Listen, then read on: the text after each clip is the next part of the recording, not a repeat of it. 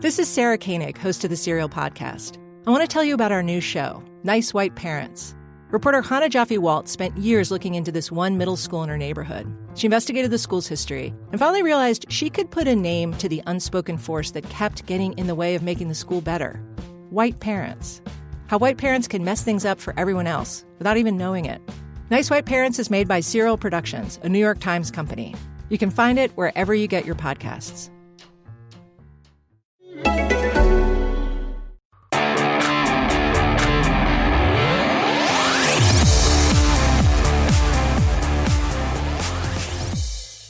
Hey Eagles fans, this is Mike Kaye from NJ Advanced Media, and welcome to the No Huddle Show podcast, where we discuss anything and everything Philadelphia Eagles. You can read our content on NJ.com/Eagles, bookmark that, and you can subscribe to our exclusive Eagles Insider Tech service, where we'll break news, give you insider observations, and provide in-depth analysis. Through Eagles Extra, you can send questions and comments directly to us, and we'll respond to your phone. With me today, as always, is my fellow Eagles beat reporter, Chris Franklin. Today we're going to discuss the QB position, Carson Wentz's future, and Jalen Hurts' outlook after his performance against the Packers. Chris, how are you today? I'm still aghast after everything that's going on. I mean, if you told me that we would be at this point of the season, during training camp, that we'd be talking about potential quarterback controversy, I'm still wrapping my head around that. How are you doing? Well, full disclosure, loyal No Huddle Show podcast listeners, I just didn't think it made a lot of sense to cover this loss against the Packers outside of one major, shift in the dynamic of this team. I mean, right off the bat, I think the biggest takeaways in this game are real quick. The kicker's continuing to struggle. Jalen Reagor is a legit punt returner. The defense isn't very good. And the offense is putrid. And really, we've talked about these same issues like over and over and over again. And so while we can add a little bit more clarity in each, mishap or shortcoming, really what's at the center of this discussion with the Eagles and what's at the center of the city of Philadelphia and what's on people's minds is the quarterback position, right? And so we wanted to wait until a decision was made on the starting quarterback for the Saints game in week 14. We just got out of the Doug Pederson Zoom call. That decision has not been made public yet. It has not been, as far as we know, been given to the quarterbacks. It is Monday at 1 p.m. But we didn't want to leave you hanging. We wanted to record a podcast, get this out there. If a change is made, Chris and I will probably go back to the well, and maybe you'll get some extra podcast action this week. That said, Chris, it's time to talk quarterback. We'll close out the show, just to let you know, we'll close out the show talking a little bit more about Jalen Reagor. We'll talk a little bit about Travis Fulgham, Alshon Jeffrey, the wide receivers, the offensive line, all that. But really, we didn't want to bury the lead here. This, full transparency, the quarterback position is what stirs the drink for this organization. And frankly, the next 4 weeks are probably going to determine where Doug Pederson's at, where Howie Roseman's at, and where Carson Wentz is at this offseason. So let's get right into it, okay? There's a mess at the quarterback position, and this is a self-inflicted mess. With their second pick in April's draft, the Eagles selected Jalen Hurts. It was obviously universally panned by media and fans alike. I still think it was a terrible decision. What says you, Chris? I mean, I agree with you. I still think there were a lot of needs, especially when it came to the secondary and the depth you had at the offensive line position. So even as weeks passed by, I was trying to wrap my head around why they would select a quarterback. And as much as Doug Pederson says that he's on board with it and everybody's on board with it, they may have just ruined their quote unquote franchise quarterback. I mean, you're supposed to, at the position, you're supposed to have the fortitude to know that you're going to be the guy and you're the one that can, it doesn't matter what's in front of your way, you're the leader, you're going to be able to do your best job when you're under center. But there may be something behind there, like he had to continually have to worry about if he messes up, he's out. And worrying about why would they take a guy that high. It's almost like his uncle, like, why does he, like that episode of Fresh Prince, why does he love me, Uncle? Why does he love me? When he's talking about his dad left. It's almost like the Eagles, like, if I'm Carson Wentz, I'm asking this franchise, why don't you love me? Why did you continually use a high draft pick? And then I had to go ahead and worry about the Nick Foles stuff. It's mind-boggling that they put themselves in this position. I love a good Uncle Phil reference on the podcast. Yeah, I mean, look, with us agreeing on that, I think we've talked about it a dozen times. Let's get into what the reality of the situation is, because this is a mess. And frankly, Jalen Hurts isn't just, as I move my kid's ball out of the way, it's rubber. So if you heard that, that's what that was. Anyway, so I think we need to discuss where they're at, because frankly, while the second round pick was a poor decision and an unnecessary disaster, it could also be the solution as well. Their best way of clarifying the future and avoiding future, even more monumental mistakes is by playing Jalen Hurts the last 4 weeks of the season. They're going into an offseason where the GM and head coach should both be on thin ice, and they're likely to get a top 10 pick. They have to make darn sure that they do not need to draft a quarterback. Even with $128 million invested into Carson Wentz, even with a second-round pick invested in Jalen Hurts, you have to have some sort of clarity. And the problem here is the upside of the unknown, okay? The upside of the unknown, and the reason why Carson Wentz has been looking over his shoulder all season and why fans and media have put additional pressure on him is we don't know what Jalen Hurts is at the NFL level. We just don't. He's got 15 passes to his name after he came in and played okay against the Green Bay Packers. That's quote-unquote okay, according to Doug Pederson. I did a breakdown of all of his throws. You can find that on NJ.com/Eagles. My assessment is that he looked like a rookie quarterback with upside. So the Eagles are 3-8-1. They're a game and a half out of the NFC East race. The Giants just beat the Seahawks. I just don't know where the upside is in playing Carson Wentz for the final month of the season, except to just posture and try to promote the fact that he's the guy still. Because he's been sacked 12 times. He's been sacked 50. It would be nice if he was sacked 12 times. He's been sacked 50 times in 12 games. He leads the league with 15 interceptions. He can't seem to trust who's out there. Wide receivers aren't getting open. The offensive line's a mess. He looks skittish in the pocket. It only makes sense for all parties involved to sit and relax Wentz and let him reset, and then see what you have with Jalen Hurts. Yeah, Jalen Hurts isn't going to be set up to succeed either. He's going to be put behind that same porous offensive line. Yeah, he's going to be put behind. He's going to have to throw to covered wide receivers. But maybe his skill set shows you that he can evade pressure like he did against the Packers, and he can do some things that make you feel good about the position, even as a top-tier backup. So if Carson Wentz struggles next year, you have a guy to turn to. Or, you just have to kind of ride it out. If he's amazing and they somehow make it to the playoffs for a fourth straight season and you're winning with Jalen Hurts, then you feel really good. Maybe you do whatever you can to trade Carson Wentz and get some draft compensation and get him off the books.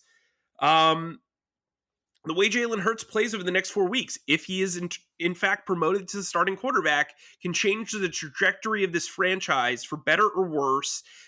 But inevitably, it's going to provide some clarity.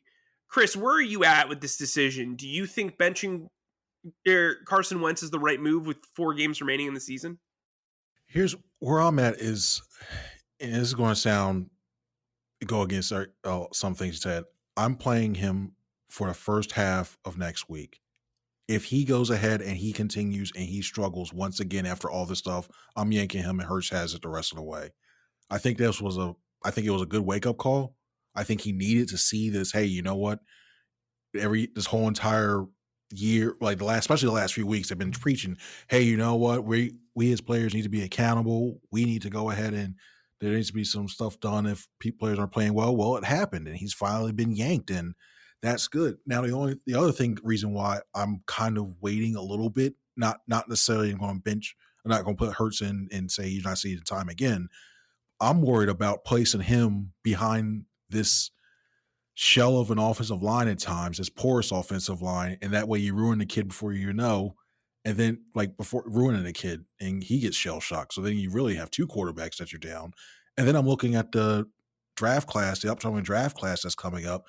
The Eagles aren't going to be bad enough to get the number one pick. I have my own questions about Justin Fields, and just look at the rest of the class. And during a pandemic, the little intangibles you don't pick up when you get to go around the campuses. You don't get to go ahead and know some of these intricate stuff when you're talking teammates and everything else. You don't learn this intricate stuff. You can't get as close as you used to. So there's no guarantee when it comes to draft. If you have a 6th or 7th pick in the draft, no guarantee that the guy you draft is going to be what it turns out to be. So there's so much stuff in here. I think you just have to, you go with Wentz one half and say, you know what, this is it. If not, see you later.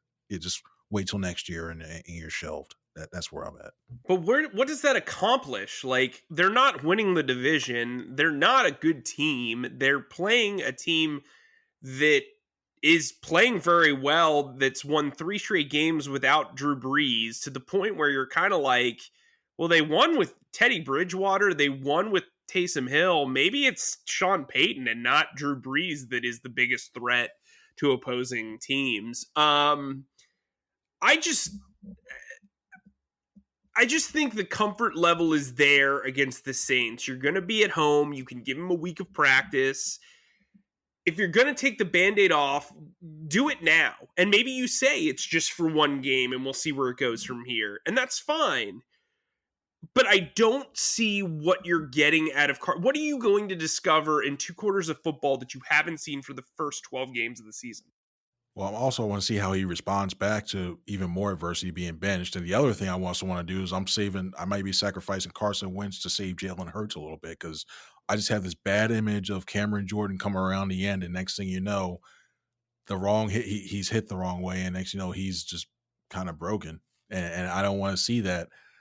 So you want to protect your cheap 2nd round quarterback over the guy who's had several major injuries, who could either still be your franchise quarterback or be a trade asset, or could be an absolute burden of a sunk cost with another major injury behind a terrible offensive line playing meaningless football. I just think you're not going to, I think when you just looking at what you possibly could get for Wentz right now, especially with that contract, I don't think you'll get that much back in. Do you have faith in, when you say you're getting the draft compensation back, do you have faith that this front office that's out there right now are going to make the right decisions in order to go ahead and use those draft picks well enough to go ahead and help your team out? Well, if you're the owner, Jeffrey Lurie, that's what you have to determine. And I think that's why I'm not very big on Lurie getting involved, but from my standpoint, if I'm the owner and I'm evaluating the 2 guys at the top of this totem pole, and Doug Pederson and Howie Roseman, I want to see if this is just Wentz. I want to see if Wentz is the reason why this offense is stumbling, because frankly, Wentz struggling helps Howie Roseman. It helps Doug Pederson if Hurts plays well. It shows that he's still a quarterback developer. He doesn't just need to work with premium talent. Carson Wentz is unquestionably the better player, but is he the better fit? And that's the question that needs to be answered. It is completely there for the taking. Look, let's not sugarcoat this. Hurts was playing prevent defense. I think he got blitzed twice. He made a trio of inaccurate throws. He made 3 or 4 really impressive downfield heaves, and then he made a bunch of rookie mistakes, and he had some runs. Like, that's not a good sample size. And if you're going to consistently make this guy a second half quarterback, I don't really know what you're getting out of him. Give him a full week of practice. Here's the thing. What if Carson Wentz plays well against the Saints? What if he plays well against the Saints and then he bombs against the Cardinals? You've wasted a game and a half of evaluation there. That's what you're getting.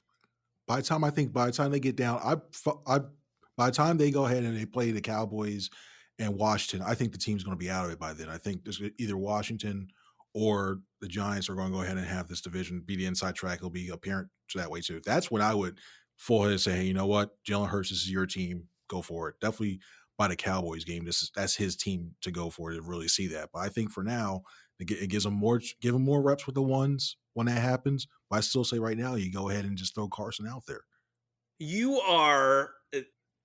I'm not saying listen. I'm not saying this team's going to win with Carson. I'm not saying that. But then, if they're not going to win with Carson, none of this matters. None of this matters right now when it comes to they're not going to. You've already benched Carson Wentz. You've already benched him. That's happened. You've already benched Carson Wentz.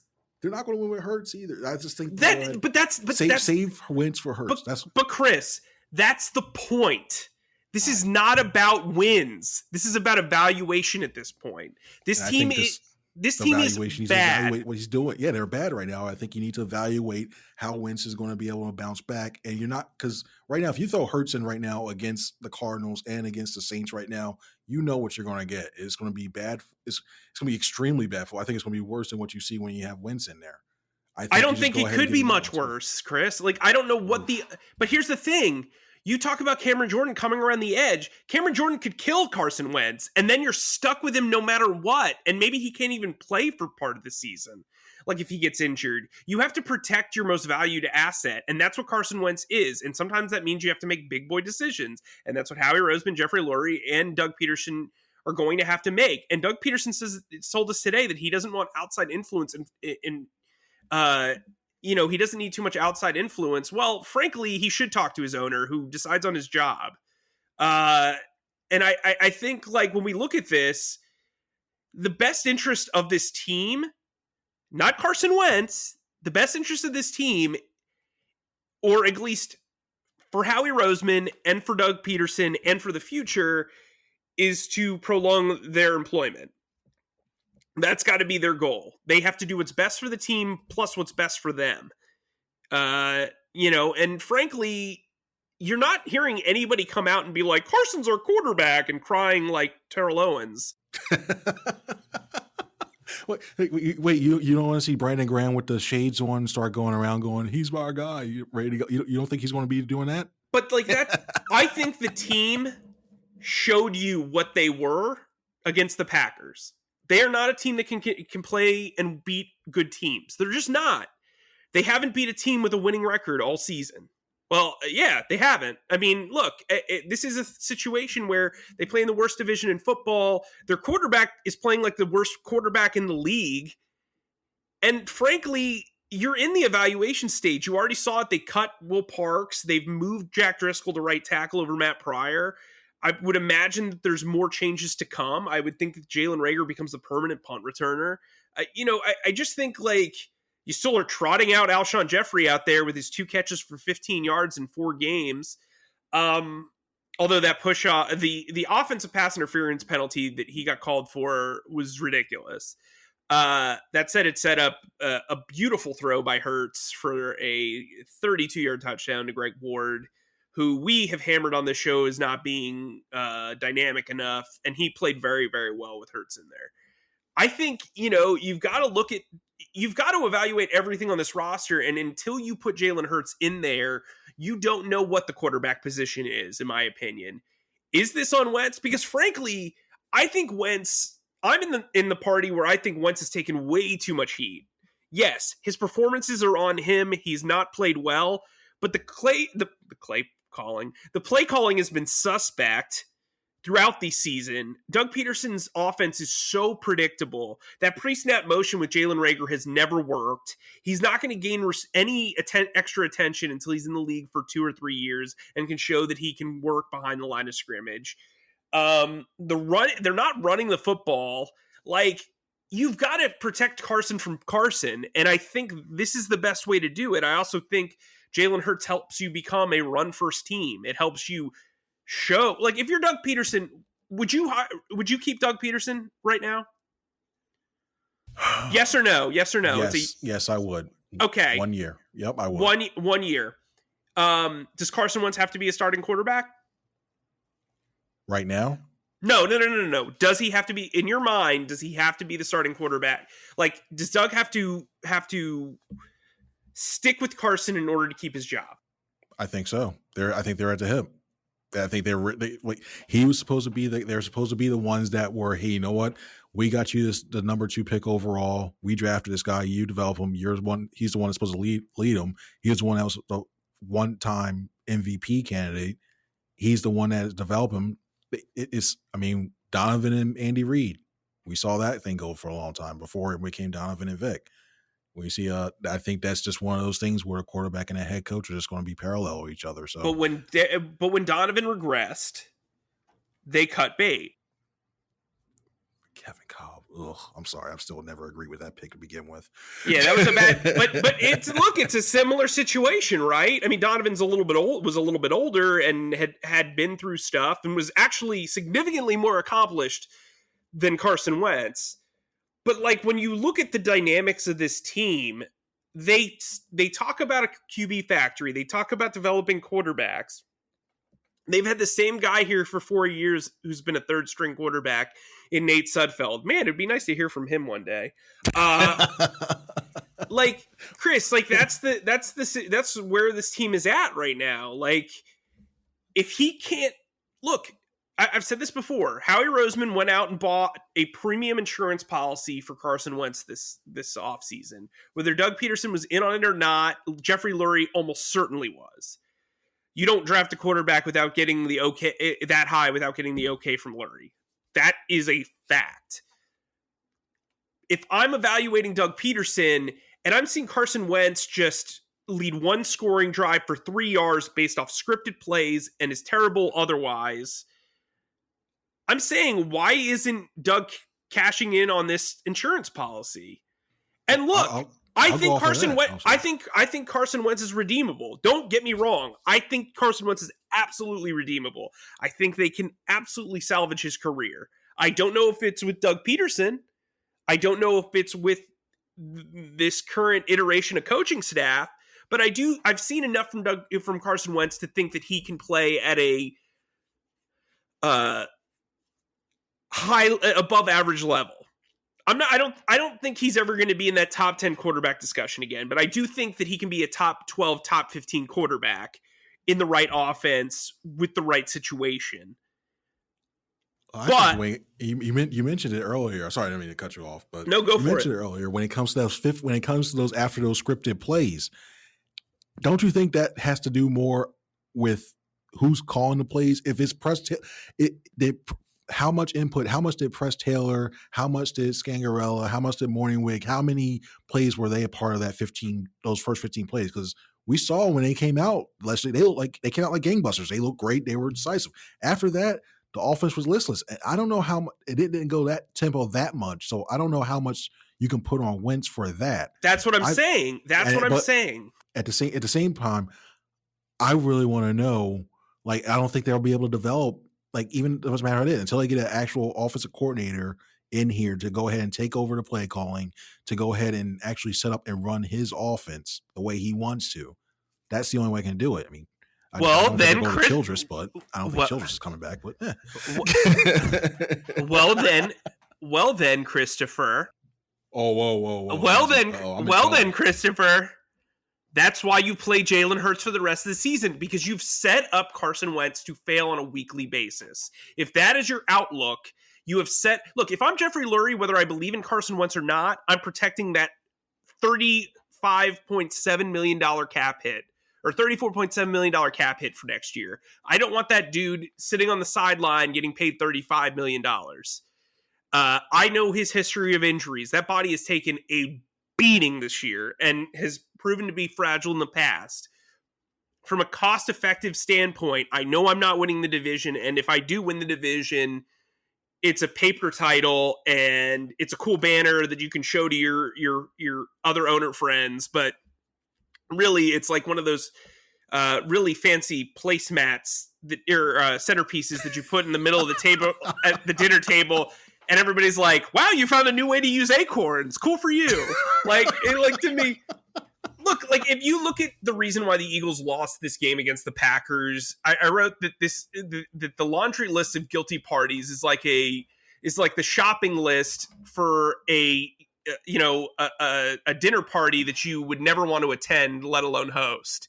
And like I just think this team is broken. It's not just Carson Wentz. Like I want to get that point across. Like this is not, you aren't. Unfortunately, Carson Wentz has to be the public scapegoat, but like really, he's the only one that's changeable right now. You're not going to fire a Super Bowl winning head coach in the middle of a season. I don't think Jim Schwartz has been bad enough to fire him mid-season. You're not going to fire Dave Fitt because why? And like, you're not going to fire a position coach. Carson Wentz is the only face on the monument that can be taken off right now. At this point, you're not going to fire Howie Roseman. All those decisions are going to come after this month. The one decision you can make that is, that can affect the outcome of this offseason is by benching Carson Wentz. For his own sake, for Doug's sake, for Howie's sake, for Lurie's sake. Really, Carson needs to bite the bullet. And here's the thing. If he does, just because you benched him for Jalen Hurts doesn't mean he can't return to the starting lineup. You're preserving him like he's Captain America and hoping that when he comes out of the biofrost or whatever the heck that was, he can, run through New York City barefoot and look very confused and talk to Nick Fury. Sorry if you're not an Avenger. You were listening to the Marvel podcast today, weren't you? No, I was the other day. But look, where I sit, the best thing from a cost analysis standpoint is to play Jalen Hurts. One, you don't want Carson to turn into Carson Hurts by taking a bad hit. Yes, I said that right. It was a play on words. Wow, my voice cracked. Sorry, I was up till like 4 a.m. last night. But so I'm tired, but I'm trying to bring the energy. I've had 2 cups of coffee. Chris, like to me, we saw how Jalen Reagor responded to when Jalen Hurts came in there. They finally tossed a deep ball to him for the first time since week 1. He caught a 34-yard pass. Hurts put it in perfect position for Reagor to put his outstretched arms. He made Greg Ward look like a guy who could catch a pass more than 4 yards in front of him. Even Zach Ertz looked like he was set up to succeed. Now, they were playing prevent coverage, and so that's a little bit murky, and that's why you want to see what happens when he gets a week to practice and whatever. Look, if he bombs against the Saints, you can always go back to Carson Wentz. If they were in the middle of a hardcore playoff push, they couldn't go back to Wentz. But right now they're losing and they look awful, and they're looking for. I said this on Twitter. If you've banged your head against the wall for 11 times, at some point you're going to look for some pain relief, and that's kind of what Hurts is, for better or worse. You thought well enough of him to draft him in the second round this year. You need to get some return on investment, and having him play sporadically and unevenly and not even appear in the first half for weeks on end, like, isn't it? I thought he threw the ball okay. Look, I don't think the arm strength is there. I don't think his vision is particularly great, but he played without fear, and that's kind of what you want at this point. You want some upside for the rest of the team. The defense goes up against him on scout team every single week. He's got good relationships with guys in the locker room, and I just think, like, if you want to race, I asked Carson Wentz after the game, if you're so big on accountability, don't you think benching somebody who's struggling and taking away play calling from a play caller who's struggling is the right move? And he was like, that was a direct quote. I can quote you on that. Okay, that's attribution. But Chris, like, I feel like I'm spinning my wheels here. Like, I'm not trying to convince you that this is the right move. I wholeheartedly believe that this is the only move. Because frankly, Carson Wentz is taking 10 straight games or something like that, something ridiculous of 3 sacks or more. Like, you cannot sustain your health, especially as a guy who's been considered as oft injured, when you play like that. And frankly, he looks lost in the pocket. He looked that way on several occasions yesterday, even with the offense. And then the offensive line is struggling, especially up the middle, which is not very helpful. I thought Driscoll and Mailata both played pretty well, but like the interior offensive line was not good. And I just don't see a reason to put like, you know, when people like go in like the shark cage, I just don't see a point of putting a guy in a shark cage with several holes in it, especially a high valued asset or somebody I care about. And there is emotional investment in Carson Wentz. All the more reason to pull him. And while he won't admit it publicly, and he probably won't even admit it to himself, giving himself some pause and allowing him to recuperate and hide from some of those hits and just like rest is probably the best way to go into the season. He knows what he needs to do. He knows that he's not the guy. Nothing's going to be handed to him.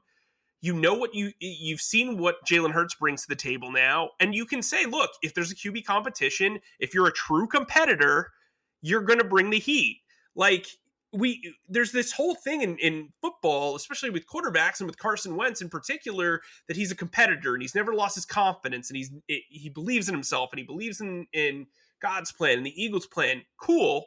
Well, if that plan is for him to sit for 4 games and recalibrate and just figure out what's going on, then that's the right move for everybody involved, because frankly, I don't know how you can evaluate Doug Pederson with Carson Wentz, at least positively, with Carson Wentz as your only example of quarterback play. I also don't know how you can fully evaluate Howie Roseman when you don't really understand the depths of his investment in the offensive line with all these injuries and these wide receivers and stuff like that with Carson Wentz, because he's not making the most of those opportunities. He's not throwing to guys who are contested, which in turn kind of dilutes the point of playmaking weapons. He's not using, Doug Pederson isn't using the running game to aid Carson Wentz.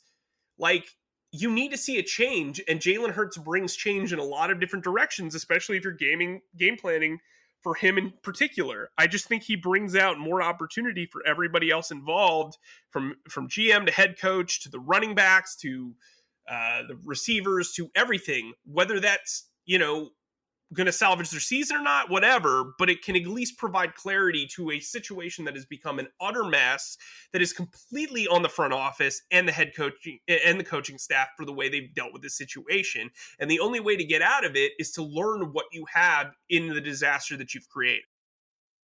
You know when you have a needle and you just want to poke somebody with it? Here it comes. Do you think, I want to act like it's a prosecutor. Do you think that Carson Wentz is put in a position to fail? Yes. Do you think that when you're a veteran quarterback, you have a bit more of a chance to overcome something, more adversity, as opposed to a rookie? Yes. By law, Your Honor, I would like to go ahead and use this thing. If Carson Wentz, a 5-year veteran who's been in the league, who's played at a high level before, is not put in a position to fail, you're throwing in a guy who has less than 50 snaps. Oh no, I take that back. Who has not started a game yet this year. You're going to throw him into this system. You're going to throw him in the same as bad situation that is. You don't know who your right guard is going to be, because it could be Peters with that toe, or it could be Herbig. You said earlier that you have the issues going up in the middle of that line.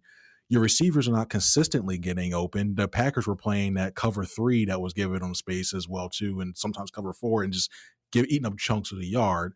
So not only do you have that, and he's also throwing off his back foot. I know I keep saying this over and over again, but he did it again. He throws off his back foot way too much, and he can't. That's why he's not able to drive the ball and get the ball downfield with that good snap. He's lofting stuff over time, and it's going to catch up to him. Yeah. That one pass to Greg Ward where it pushed him out of bounds. Yeah, it was a rough throw. Yep. Go ahead. Sorry. No, you're good. With all of that situation, you're willing to just throw away possibly ruining a 2nd-round pick to save Carson Wentz for a little bit. Just let Wentz go ahead and work things out. That's just where I'm set. And the defense rests. My rebuttal to that is, what if Wentz got injured on the first play of the game? It's the same situation. You've got him in the same situation. I don't think. Look, I think like if this was week 8, that's a really fair argument. But right now, you just need to see something. Look, he's been out there. You put him out there against the Packers. Like this isn't like he's going on an like an obstacle course. It's football. and the NFL is harder, but like he's only going to have those 50 snaps as long as you keep him on the bench, right? When's he going to learn? The guys aren't always going to have that ideal, situation. Like they're not always going to have a top 5 offensive line. They're not always going to have, top playmakers. Welcome to the NFL. That's the reality of the situation. And if I'm the leadership of this franchise, I realize that this is a tipping point for this team. Next year, the cap is going to be a disaster. The only way to salvage it is by making the most of the quarterbacks that you have, or realizing you're punting for the next 2 seasons. And so you have to see what you have in Jalen Hurts, because in order to reward Jalen Hurts or Carson Wentz in the offseason with a top 6 pick at a wide receiver within the top 6, or an offensive lineman within the top 6, you need to know that the quarterback position is taken care of, because this team rarely picks within the top 10. And when they do, they've hit Carson Wentz, Lane Johnson, Donovan McNabb. Like, they're not used to having top 5 picks, top 10 picks.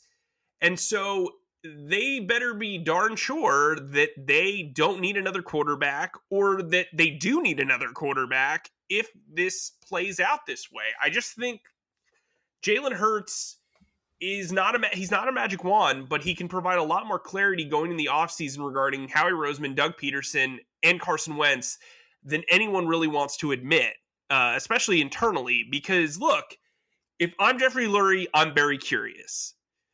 I want to know how good my quarterback developer is. I want to know how good my GM is at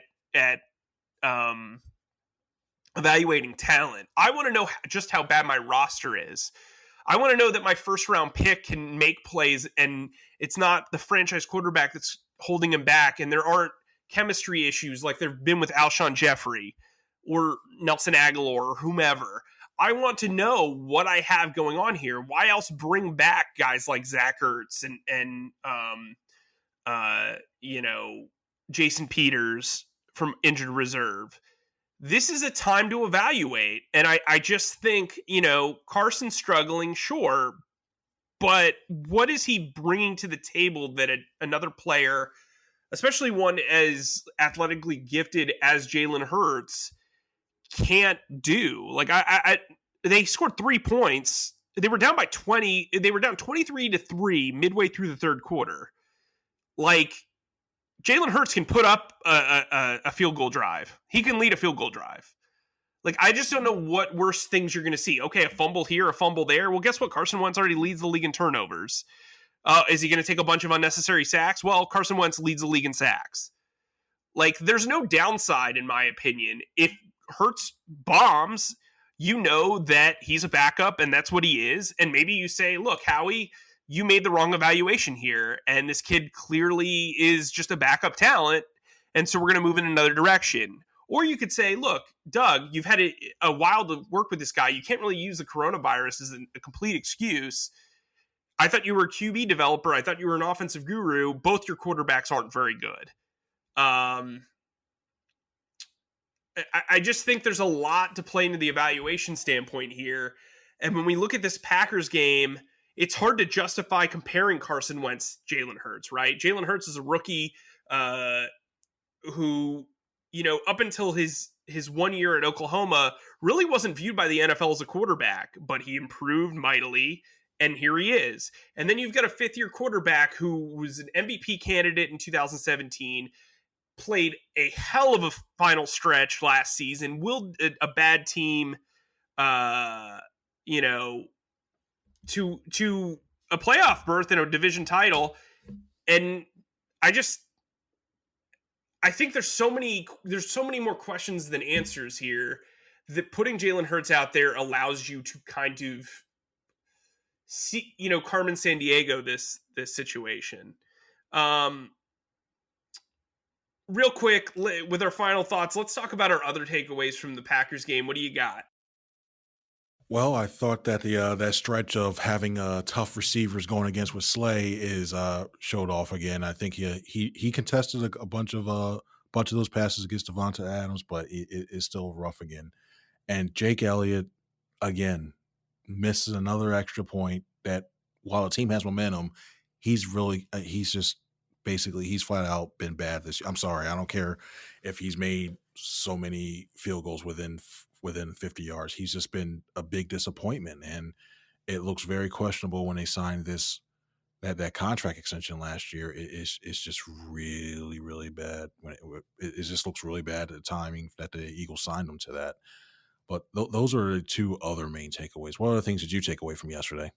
Look, I think Jalen Reagor is a talented player. I just think you have to scheme him properly. And I think you need, look, some guys don't have great starts to their career and then finish. Like, this isn't a JJ Arcega-Whiteside situation. This is a kid who missed 4 games or 5 games due to a broken thumb and some bad luck.